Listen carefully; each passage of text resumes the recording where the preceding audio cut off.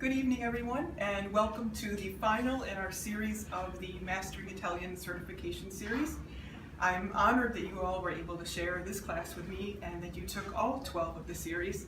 It's really been a lifelong dream for me to be able to offer this class and to be able to offer this type of education. And also thank you to everyone who's agreed to assist to work in the class, because these things are so close to my heart. They're things that we take for granted, and they're things that for years I've been trying to teach in one class here and one class there, but as you've seen in 12 classes, it's really hard to absorb it all in one class. And the Italian kitchen is built on so many things. It's built on a lot of tradition, a lot of lore, a lot of history, economy, nutrition, and so many different facts that it's hard to just kind of cram it all into one. Also, as we know, the Italian kitchen is based upon the time-honored traditions of grandmothers, but also the professionalism of modern cooks and modern chefs.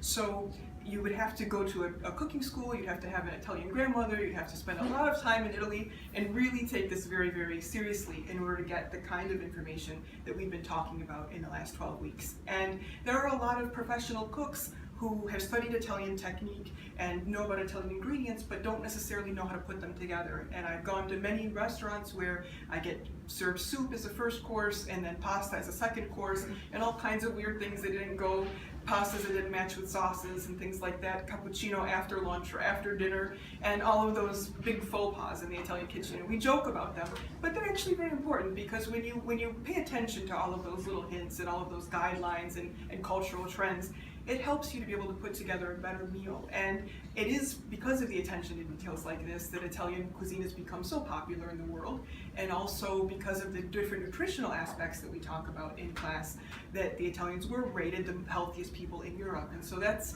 part of the reason why I wanted to be able to offer all of these in a series. And you all enabled me to do that. This is the first certification course for recreational cooks in the country, maybe even in the world, that I know of. So thank you all for being such wonderful guinea pigs and for having a wonderful time, but also for enabling me to teach these different techniques and these different trends and little known facts about history. I really, really appreciate it.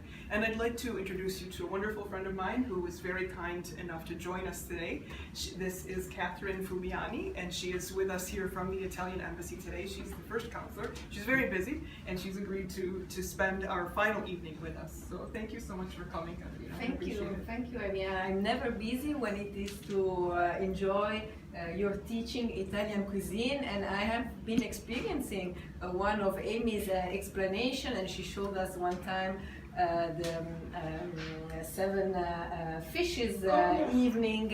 It's a tradition here in the United States, in the Italian-American community, and I fell in love with the way she explains the Italian cuisine, the Italian culture, because as she said, this is all one thing, it's all one element of our tradition, and so I am very proud that she's such a good ambassador of our tradition. Thank you. Well, it's an honor to have you. Thank you so much, Catherine. Thank you all.